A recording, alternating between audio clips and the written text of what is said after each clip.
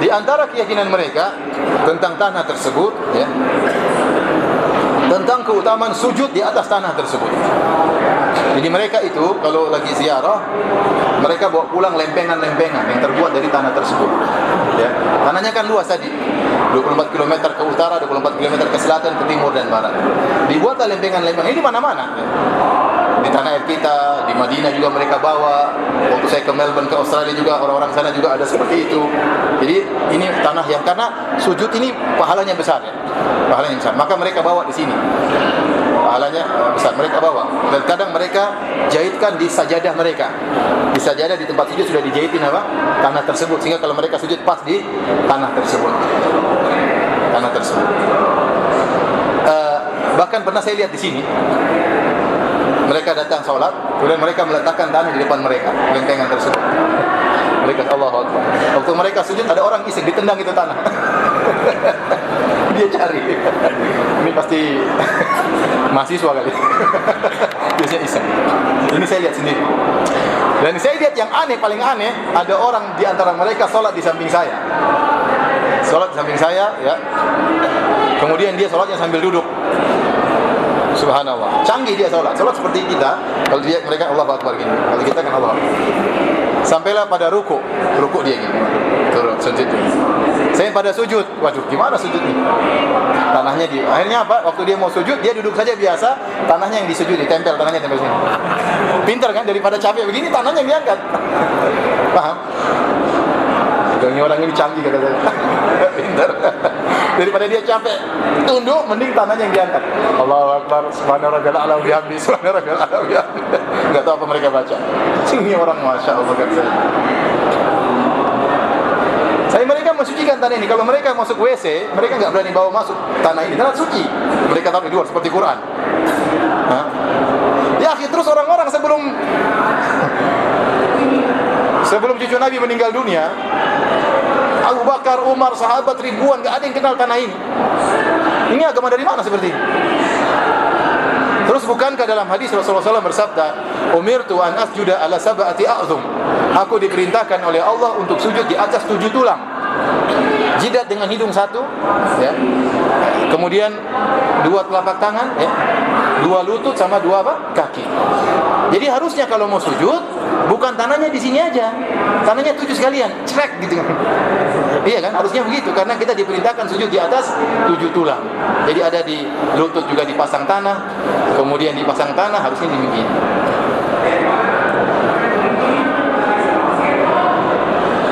Jadi mereka ini punya keyakinan yang disebutkan dalam buku-buku mereka. Ya, dalam fikih mereka, ini bukan masalah inti tapi fikih, masalah fikih. Mereka punya fikih tersendiri juga. Jadi mereka meyakini tidak boleh seorang sujud kepada perkara yang bisa dipakai atau digunakan atau bisa dimakan. Mimma stu'mil atau mimma ukil, tidak boleh. Contohnya tidak boleh sujud di atas kulit. Kenapa? Karena kulit ini bisa dibuat jadi pakaian. Paham? Bisa dibuat jadi jaket. Tidak boleh sujud di atas kain. Kenapa? Kain bisa dibuat jadi apa? Pakaian. Pokoknya yang dimakan dan tidak boleh sujud di atas, misalnya ada besi, tidak boleh, karena besi ini bisa digunakan untuk sesuatu. Atau emas, atau tembaga, bisa dibuat jadi perhiasan, bisa digunakan untuk misalnya besi buat pedang. Pokoknya sesuatu yang bisa digunakan dan bisa dipakai, ya, tidak boleh buat apa? Sujud. Terus sujudnya di mana? Ya sujudnya yang tidak dipakai. Contohnya di pasir, di tegel, nggak ada orang pakai tegel kan? Jadikan baju nggak ada. Oleh karenanya, kalau antum lihat mereka lagi ke sini, mereka sering memenuhi tempat, padahal dalam masih kosong. Karena mereka nggak mau di karpet karena tidak sah menurut mereka. Nah, karena karpet ini dari kain bisa digunakan untuk apa? Baju, maka tidak boleh sujud di karpet. Kalau mereka sholat selalu paling depan supaya sujudnya ke lantai. Kita suruh lurus nggak mau mereka. Karena kalau lurus nanti jidatnya kena karpet. Jadi mereka maju dikit.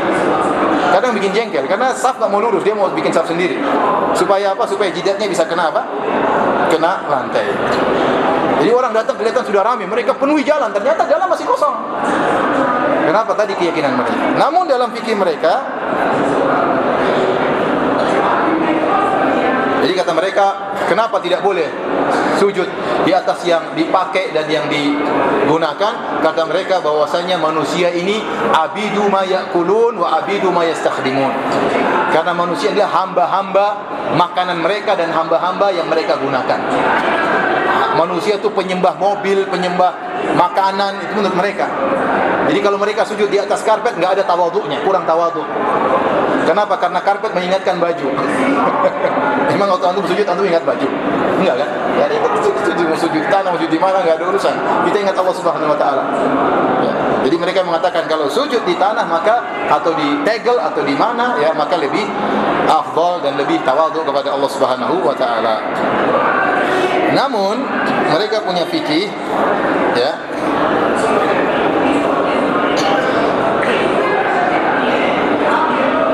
Ditanya imam mereka, "Anir rajuli yasjudu 'alal nasr wal bisad?" Faqala la ba'sa idza kana fi halati taqiyah. Bagaimana hukum seorang mereka yang sujud di atas karpet atau permadani? Maka jawaban imam mereka, tidak mengapa kalau lagi taqiyah. Nanti takut ketahuan, ya sudah selesai, tidak apa-apa.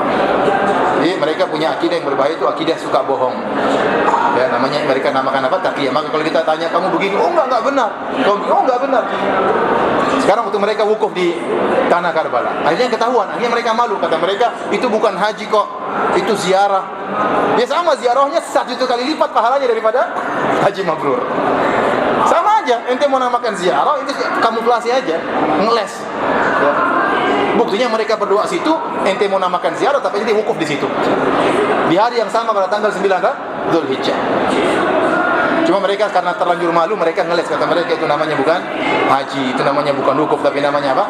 Ziarah. Kita bilang sama aja, ente mau namakan ziarah, ente juga meyakini 1000 kali lipat haji mabrur pahalanya.